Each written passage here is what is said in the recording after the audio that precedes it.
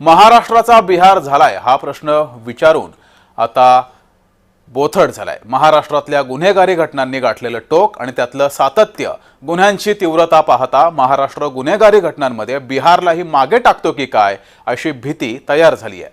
आम्ही असं काय म्हणतो हा प्रश्न का विचारतोय तर त्याला कारणीभूत ठरलाय केवळ एक दिवसात घडलेल्या वेगवेगळ्या गुन्हेगारी घटना। याच घटनांचा आढावा आपण आजच्या या जेएम विशेषच्या भागामध्ये घेणार आहोत। मुख्यमंत्र्यांच्या नागपुरात चाललंय काय हा प्रश्न विचारायला लावणारी एक घटना घडली आहे। शासकीय ओबीसी वसतिगृहात शिरून मुलीचा विनयभंग केला गेला। नागपुरातल्या आयसी चौकातल्या वसतिगृहात ही घटना घडली आहे। आपल्या रूममध्ये एक मुलगी आरास करत असताना अचानक काही जण आत शिरले आणि त्यांनी मुलीला स्पर्श केला, नंतर मोबाईल चोरून पळाले। यात आणखी एक धक्कादायक प्रकार म्हणजे सरकारी वसतिगृहावर 64 मुलींची जबाबदारी आहे, तरीही साधा सीसीटीव्ही सुद्धा या वसतिगृहात नसल्याचा आरोप होतोय। तसंच आरोपी वसतिगृहात शिरतात, त्यानंतर मुलींच्या खोलीत शिरून विनयभंग करून गायब होतात। एवढा वेळ सुरक्षा रक्षक काय करत होते हा प्रश्न आहेच। मुलींची सुरक्षा वाऱ्यावर असल्याचं यामुळे अधोरेखित झालंय।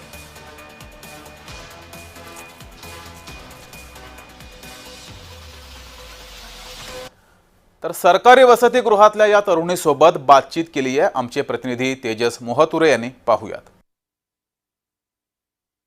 आपण जर बघितले असेल तर संपूर्ण गव्हर्नमेंट हॉस्टेलमध्ये शिकणारे संपूर्ण विद्यार्थिनी आहेत, ग्रामीण भागातून आले आहेत, काबाड कष्ट करणारे विद्यार्थी आहेत। ते आपण जर बघितलं असेल तर शेतकऱ्यांचे अनेक हे मुली असतात ज्या त्यांना कुठेतरी यांच्या सोयी मिळावा यासाठी कुठेतरी या हॉस्टेलमध्ये असतात। काय सांगशील, तू कुठून आलेली आहे, काय एकंदरीतच या संदर्भात काय तुझ्यावर घटना घडली, काय सांगशील सविस्तर? गोंदियाची आहे सर, इथं बीटेक करत आहे सर, शिक्षणाकरिता इथं आले आहे। काय काय घटना घडली, म्हणजे सीसीटीव्ही कॅमेरे नाही, काय त्यासोबत प्रसंग घडला? तर रात्रीचे 3 वाजे मी आपल्या रूम मध्ये जशी झोपलेली होती तर त्यांनी माझा मोबाईल किती वाजे घेतलं, का घेतलं तो तर माहित नाही सर, कारण माझ्या रूमला कडी नाही होती आतून, तर मी माझा दरवाजा लावू नाही शकत होती सर आतून। आणि ते जे 2 मुलं होते ते त्या गेट मधून आले होते, त्याला गेटला ताला सुद्धा नाही होता सर। कुठला गेट आहे तो? सर तो गेट हिंदी लावली होती सर 7 दिवसापासून। सीसीटीव्ही कॅमेरे नाही, याच्या अगोदर अशी घटना घडली का इथे? घटना नाही घडली सर, पण सीसीटीव्ही जेव्हापासून हॉस्टेल चालू झाले 8 महिन्यापासून तेव्हापासून सीसीटीव्ही नाहीये। मोबाईलला हात लावलं त्यानंतर काही विकृत प्रकार त्या मुलांनी किंवा संबंधित व्यक्ती त्यांनी केलं का? नाही, त्यांना जसा टच केला तसंच मला जाग आला, तर जशी मी म्हणजे जागी झाली तर ते पडून गेले माझ्या रूम मध्ये।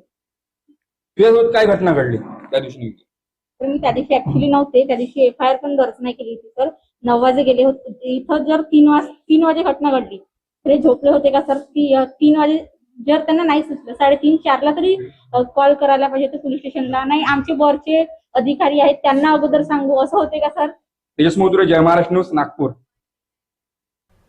दुसरी घटना भिवंडीमध्ये घडली आहे। भिवंडीमध्ये वाहतूक पोलीस आणि वाहन चालकामध्ये तुंबळ हाणामारी झाली। वाहन चालकानं वाहतूक पोलिसाला शिवीगाळ देखील केली। भिवंडी ठाणे मार्गावर पूर्णा गावाजवळ ही घटना घडली आहे। वाहन थांबवायला सांगितल्यानं वाहन चालकाला राग आला आणि त्यातून त्यानं वाहतूक पोलिसाला ही मारहाण केली आहे। या घटनेनंतर वाहन चालकाविरोधात गुन्हा हा दाखल झालाय।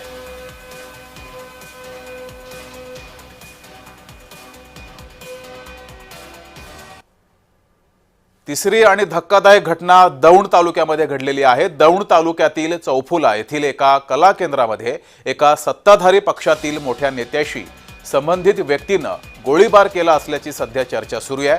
तमाशा मंडळाच्या थिएटरमध्ये डान्स सुरू असताना झालेल्या वादातून हा गोळीबार करण्यात आला असल्याची चर्चा दबक्या आवाजामध्ये सुरू आहे। या घटनेमध्ये नृत्य करणारी तरुणी जखमी झाली अशी सुद्धा माहिती समोर येते आहे, परंतु गोळीबार नेमका कोणत्या व्यक्तीनं केला आहे आणि कोणत्या कारणावरून केला आहे याबाबतची माहिती अद्याप समोर आलेली नाही। याबाबत यवत पोलिसांकडून या घटनेचा जोरदार तपास हा सुरू आहे। तर पुण्यातील दौंड येथील गोळीबार प्रकरणी पोलीस माहिती दाबण्याचा प्रयत्न करतायत असा गंभीर आरोप आमदार रोहित पवार यांनी केलेला आहे। सत्ताधाऱ्यांनी महिलेवर दबाव टाकला आहे असं सुद्धा रोहित पवार यांनी म्हटलेलं आहे। पाहूयात। आमदार नव्हते तिथे, पण त्यांचे बंधू तिथे जाऊन गोळीबार त्यांनी केलेला आहे। एका महिलेला तिथे गोळी लागलेली असं आम्हाला कळतंय। त्या मृत्यू झालेला नाही, पण तिला इजा त्या ठिकाणी पोहोचलेली आहे. तर ही गोष्ट जशी आमच्याकडे आलेली आहे तसं आम्ही त्याच्या बाबतीत सोशल मीडियावर नक्कीच टाकलेलं आहे. पण पोलिसांना आम्हाला विनंती करायची की तुम्ही जर कुठली माहिती दाबण्याचा प्रयत्न तिथं करत असाल तर हे योग्य ठरणार नाही. आम्हाला असं कळतं की जे केंद्र त्या ठिकाणी होतं त्यांच्यावर सुद्धा एक दबाव आहे की त्या महिलेली, त्या मुलीली आणि इतर ज्या महिला त्या ठिकाणी उपस्थित होत्या त्यांनी कुठेही काय बोललं नाही पाहिजे, अशा पद्धतीचा कुठं ना कुठेतरी दबाव तिथं आहे. चौथी घटना वसईच्या खोचिवडे कोळीवाडा येथील विद्यार्थ्यांना तृतीयपंथीयांनी चाकूचा धाक दाखवत अपहरण करण्याचा प्रयत्न केल्याची धक्कादायक घटना घडली. शाळेतून घरी येत असताना विद्यार्थ्यांना थांबवून तृतीयपंथीयांनी दमदाटी केलेली आहे. शाळकरी मुलांनी घरी जाऊन या घडलेल्या घटनेची माहिती दिली. त्यानंतर मुलांच्या पालकांनी त्या व्यक्तींना चोप देत वसई पोलिसांच्या स्वाधीन केलंय. सध्या हे आरोपी पोलिसांच्या ताब्यात असून पोलीस या प्रकरणी आता चौकशी करतायत. मात्र हा धक्कादायक प्रकार घडलेला आहे, त्यामुळे एकाच दिवसात महाराष्ट्रामध्ये इतक्या गुन्हेगारीच्या धक्कादायक घटना घडतायत. त्यामुळं महाराष्ट्रामध्ये नेमकं चाललंय काय असा सवाल या निमित्तानं उपस्थित होतोय. पाचवी घटना कल्याणमध्ये मराठी तरुणी मारहाण प्रकरणामध्ये नवी माहिती समोर आली आहे.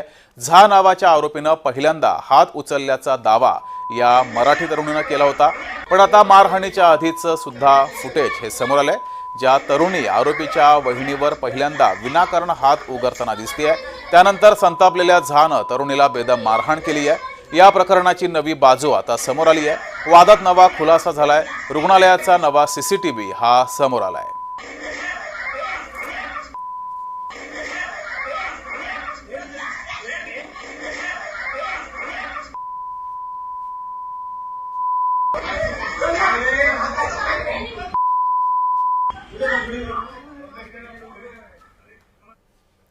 तर कल्याणमधील या तरुणीला मारहाण प्रकरणी मुजोर गोपाल झा याला 2 दिवसांची पोलीस कोठडी ही सुनावलेली आहे. गोपालच्या भावाला सुद्धा 2 दिवसांची पोलीस कोठडी सुनावण्यात आली आहे. मनसे नेत्यांनी गोकुल झा याला ताब्यात घेतलं होतं, त्यानंतर पोलिसांच्या स्वाधीन केलेलं आहे आणि पोलिसांनी आता कारवाईला सुरुवात केली आहे.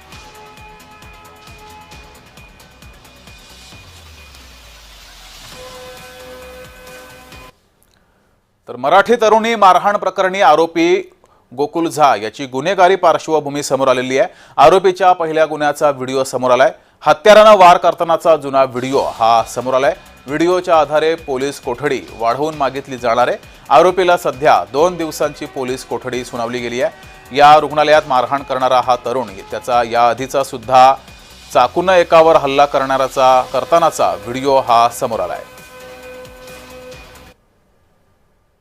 आणखी एक धक्कादायक बातमी. तरुणाचं 2 मुलांच्या आईवर प्रेम जडलं. विवाहबाह्य संबंधाची पतीला कुणकुण लागताच विपरीत घडलेलं आहे. प्रेमात अडसर ठरणाऱ्या महिलेच्या पतीलाच तरुणानं संपवलंय. तरुणाकडून महिलेच्या पतीच्या डोक्यात फावडा घालत हत्या करण्यात आलेली आहे. या अनैतिक संबंधाचा पती हा बळी ठरलेला आहे. नवी मुंबईतील वाशी पोलीस ठाणे हद्दीतील ही धक्कादायक घटना आहे आणि आजच्या दिवसभरात घडलेली 5वी गुन्हेगारी विश्वातील घटना आहे. गुन्ह्याचा गुन्हा दाखल केला आहे. त्यामध्ये जी फातिमा अबुकर मंडल हे जी फिर्यादी आहे आणि त्यांचे मिस्टर हे 2 दिवसापासून मिशिंग दरम्यान आम्हाला माहिती मिळाली आणि त्याच्यानंतर जो आरोपी आहे, आरोपी सुद्धा या फिर्यादींना फोन करून विचारलं होतं तुमचे मिस्टर कुठे आहेत, ते काय येणार नाही. त्यावरून थोडा संशय वाढला आणि संशय वाढल्यानंतर आम्हाला काही माहिती मिळाली. त्याच्या आधारावर आम्ही शोध घेतला आणि त्याच्यानंतर त्यांनी तिची मैताची डेड बॉडी JM विशेषच्या या भागात वेळ झाली इथेच थांबण्याची. ताज्या बातम्यांसाठी बघत राहा जय महाराष्ट्र.